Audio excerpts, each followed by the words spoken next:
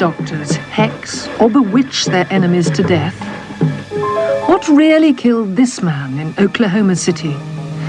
His death certificate says he died of asthma, but his doctor believes the real cause was more sinister. Was he killed by a curse, literally scared to death? Mysteries from the files of Arthur C. Clarke, scientist, writer and visionary. The scientist who invented the communication satellite, the author of 2010, and now in retreat in Sri Lanka, the visionary who ponders the riddles of this and other worlds.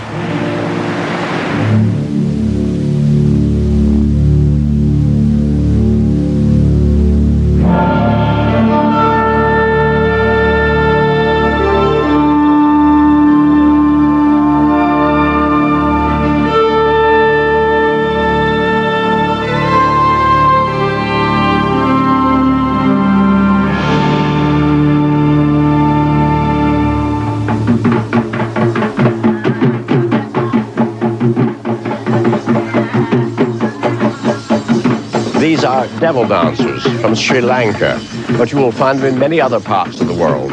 Their rituals were designed centuries ago to drive out demons and overcome spells.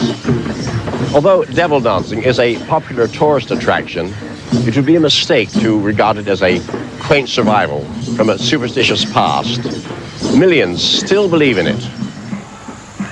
In the jungle in Sri Lanka, belief in the magic that kills is very much alive.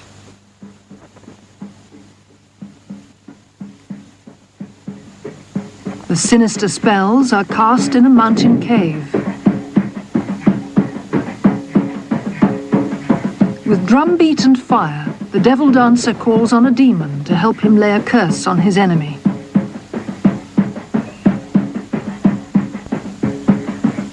To make sure the victim dies, the spell demands a human skull, freshly dug from the village graveyard. If this bait works, the dancer is possessed by the demon, which demands mesmerized cockerels as a sacrifice. When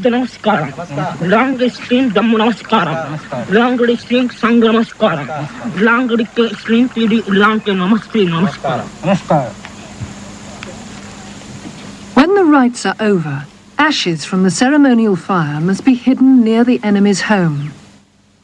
There they'll be left to work their murderous magic. Lifting an evil spell calls for equally elaborate ceremonies. This woman believes she has been bewitched. Paralyzed with fear, she's brought for exorcism.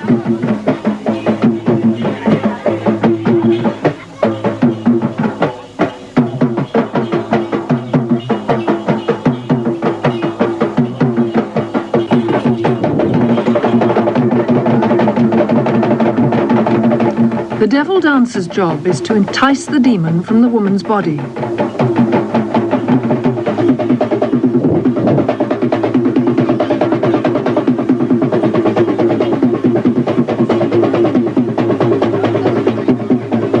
Then the senior sorcerer, or katadiya, catches the demon on a thread and imprisons it in a bottle.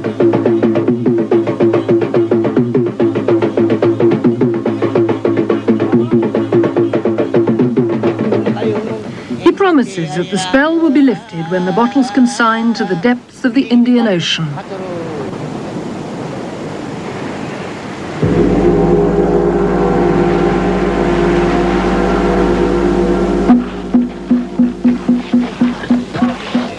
In Burma in World War II, West African troops amazed their officers with stories of the power of the juju. One officer, a captain, remembers a case that ended as predicted in death. Alf Lewis.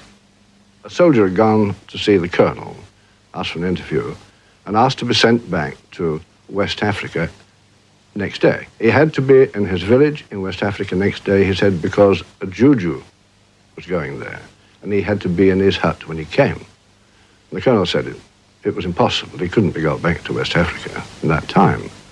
And the man said, well, if I no go to juju, juju go come to me, I go die. The man had said to someone, one of his friends, that he would die next day at midday. He was in the admissions tent, and he was lying on a sort of stretcher bed. Young chap, perfectly fit apparently, just lying there, eyes open, looking at the tent ceiling, the roof. The Major said, "What do you think about him?" Well, I'd had some experience in the RMC before I was commissioned in Military Hospital, and so I had a look at him, and his pulse was normal, respiration, breathing was all right, temperature, no temperature. Just lying there quietly, looking up. Wouldn't answer any questions, wouldn't talk. The following day, about 12:30 or so, the phone rang, and I picked it up, and it was the Major from the field ambulance. He said, "You remember that chap we saw yesterday?" I said, "Yes." He said, "Well, he's slipped away on time. Just after 12 o'clock. Died. Closed his eyes, died." He apparently just stopped breathing, closed his eyes, and died. It sounds fantastic, yet there is chilling evidence gathered by doctors and psychiatrists and published in respected medical journals that magic does work sometimes. Spells can bring illness and even death. And this happens not only in the East or the lands of voodoo, but throughout the world. In America, for instance, this family drugstore is well stocked with the weird potions and powders prescribed by the local form of voodoo.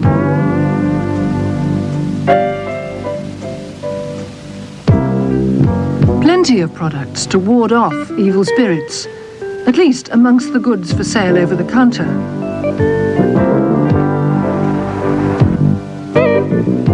In this part of the world, voodoo is called root medicine because the people believe that some plants have magical power in their roots.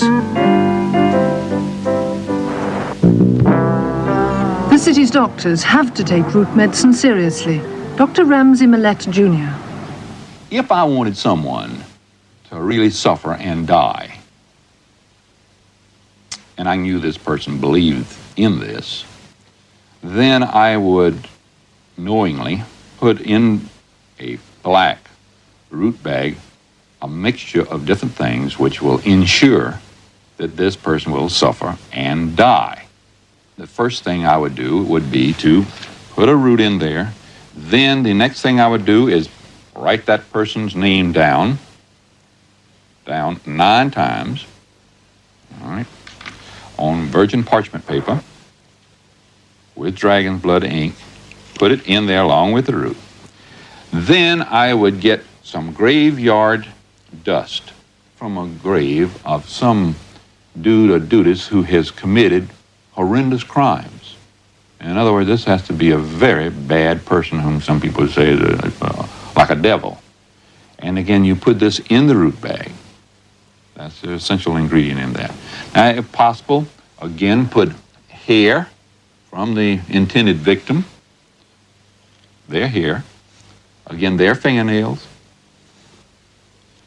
again, some feathers, if possible, from a buzzard, a vulture there. If you want to make them suffer, in addition to just dying slowly, if you want to make them have sharp pains, it's best to cut an undershirt, a part of the undershirt, right over their heart, and this will give them pains in the heart. Put a needle in it, put it inside the root bag, and again, tie up this root bag and plant it someplace on the person's property or as close to that person as you possibly can get. Root medicine flourishes, especially on the islands south of Charleston. Traditionally, people who believe they've been hexed come to this graveyard and ask the spirits of the dead to help lift the spell.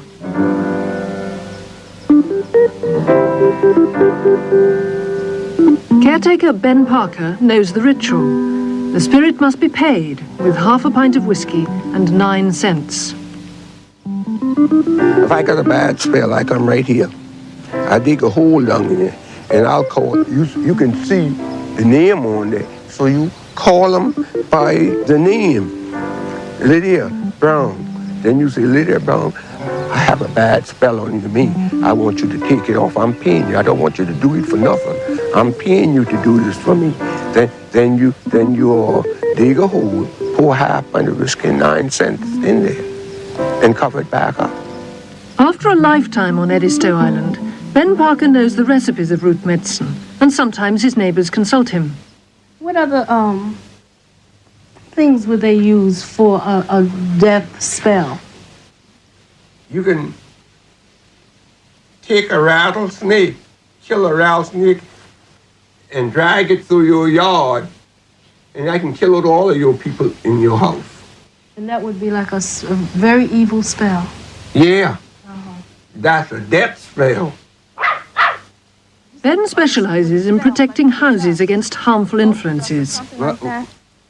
He shows Nora Esteves how to use household ammonia to ward off the magic of evil roots. When you put this around, I just want to make sure, what will you be protecting me from? When you put this around, this protect you from people putting anything around here for you to pick up, and if anything here, it'll eat it up.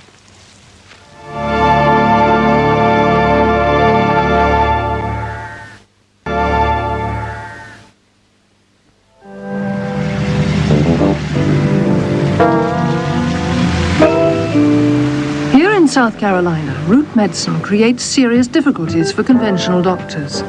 Psychiatrist Mike Lampkin works on the islands. He's expert at spotting the signs. For example, here. Now, you notice this house over here. It's got the dark blue trim around the windows and around the door, and how the posts are painted up along the front porch. That blue protects the dwellers of that home from the evil spirits, or from a root being applied to them.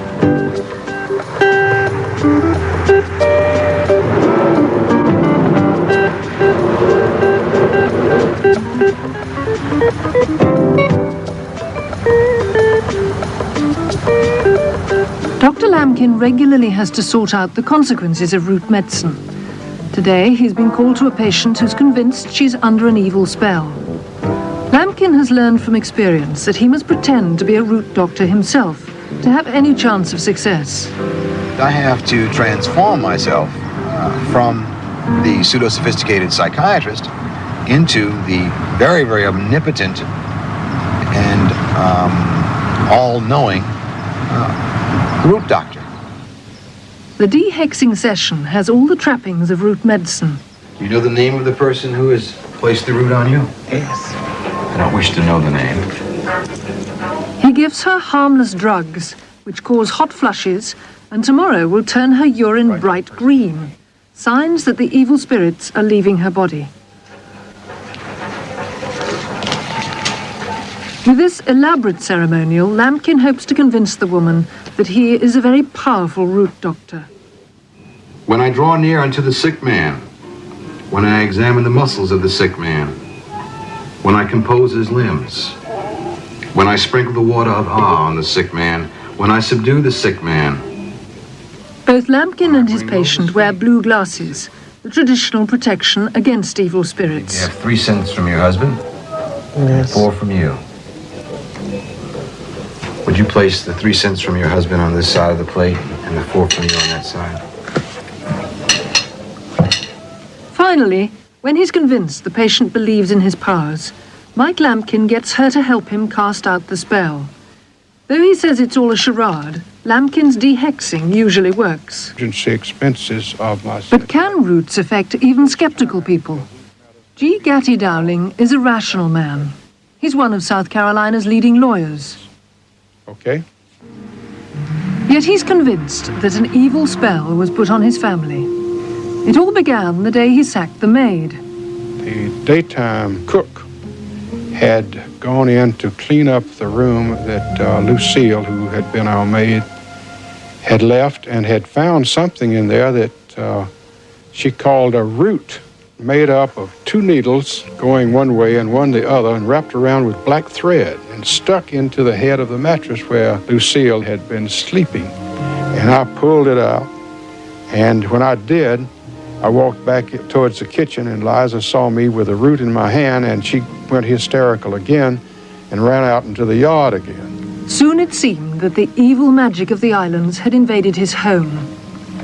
My oldest son stopped breathing and was in a life-threatening situation. I was in a very life-threatening situation with a ruptured appendix. My small son came down with a double dose of measles and chicken pox. And my wife, she had this adult case of chicken pox. Let's say that the evidence adds up. I was thinking in terms of whether a jury would decide that I had had the root put on me, and I would really have to conclude that they would. There's no doubt that people can lose the will to live, often through sheer fright induced by spells, despite the best efforts of the doctors to save them. In 1965, the British Medical Journal reported several well-authenticated cases of this amazing phenomenon. The members of the British Medical Association who wrote the letters still dine out on the stories. 3 days. When I was a house surgeon in one of the teaching hospitals in Montreal in 1935, I had a patient who had had an operation on her kidney. She had a perfectly reasonable post-operative course. And about a week after the operation, the nurse came in one evening and said, "Would you like to look at the menu for breakfast and order what you would like?" She said, "Oh, no, it's no use." She said, "I'll be dead before breakfast time." Well, I was sent for, and she was so certain of this that I did something I had never done before and didn't do after. I sent for the head of the department, who came in, and he met the professor of medicine on the steps, and he brought him in too. And they both checked this woman all over as thoroughly as they could. They reassured us all. And we all went to bed reasonably happy, I think. The next morning, the nurse woke this patient up, washed her as usual, gave her the breakfast menu, went out of the room for 4 or 5 minutes, came back and found her lying dead. I think most of us can understand someone becoming really quite sick because of fear or anxiety or a conviction that they've had a spell put on them. But the actual process of dying is difficult to understand. In the patients who did die, the ones that I looked into, there was no cause of death, no real identifiable cause of death. But psychiatrist Dr. Roland Littlewood has studied voodoo and believes there may be a medical explanation for these strange deaths. We have some evidence which comes from post-mortems carried out in West Africa on people who died after having been cursed. The adrenal glands, which are 2 little glands near your kidney, produce adrenaline, which is necessary to keep your blood pressure up, a whole lot of other things in your body. Now, you get a surge of adrenaline into your bloodstream at crises, at times when you have to fight, times when you have to run away. Now, it seems that in these particular individuals, after they've been cursed, the adrenal glands were completely drained of adrenaline, as if it had all been used up in one surge. And as it was used up, the blood pressure then drops dramatically, and the person dies. Is that what happened in Oklahoma? Here in the Oddfellows Cemetery lies businessman Finis P. Ernest. He died at the Veterans Administration Hospital, Oklahoma City, in 1960.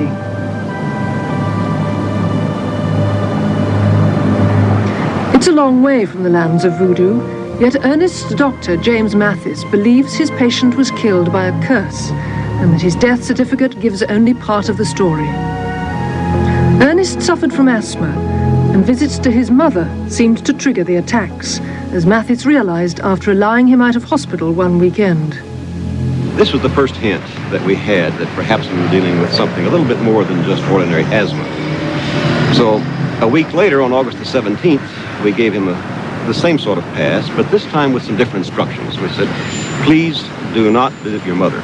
Go in the opposite direction. Go to a motel, and if I recall correctly, he actually went back to the place where he was born, a little town west of here, about 150 miles.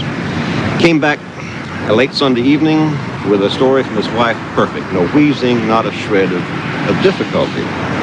Well, this sort of clinched it, we thought, and in his own mind, he began to see that something was wrong, but perhaps he didn't get the physiology exactly correct. He said, it looks like I'm, quote, allergic to my mother, unquote.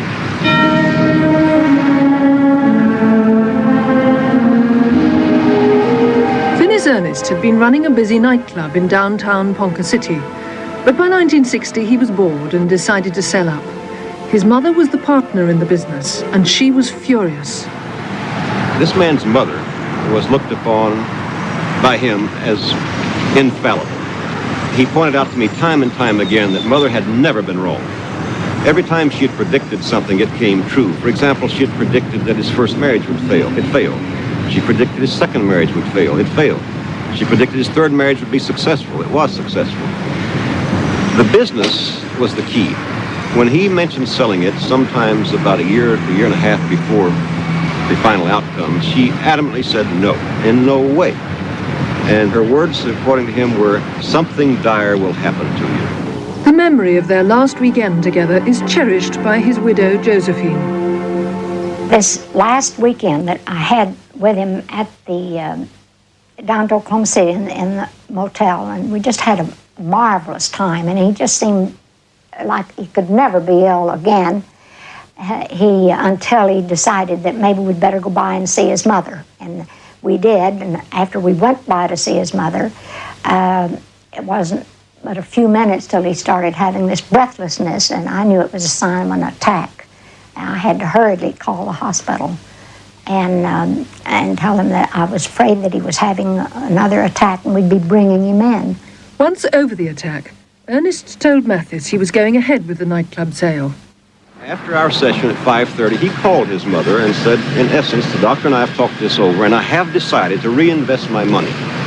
And he was going to reinvest this money in a business that did not need Mother. And he said, "We will not need your advice." She listened to him politely, apparently, and said, "Son, have I ever been wrong?" And he said, "No." And she said, "What did I tell you?" Well, he said, "You said something dire would happen to me." She said, "It will. It will." Within the hour, Finis Ernest was dead. I really believe that last call, telephone call, conversation with his mother contributed directly to his death.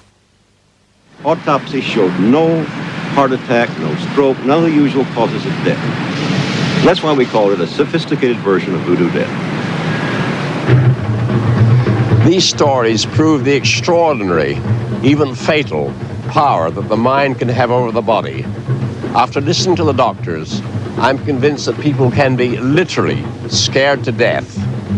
Yet I don't believe that spells work unless the victim knows that he's a target. For what kills is not any occult power of the witch doctor, but the victim's own belief that he is doomed. This destructive influence of the mind over the body could become a power for good.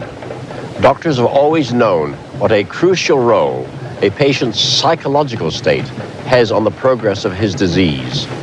These dark tales of fear and death could lead to new techniques for harnessing the mind, not to kill, but to cure.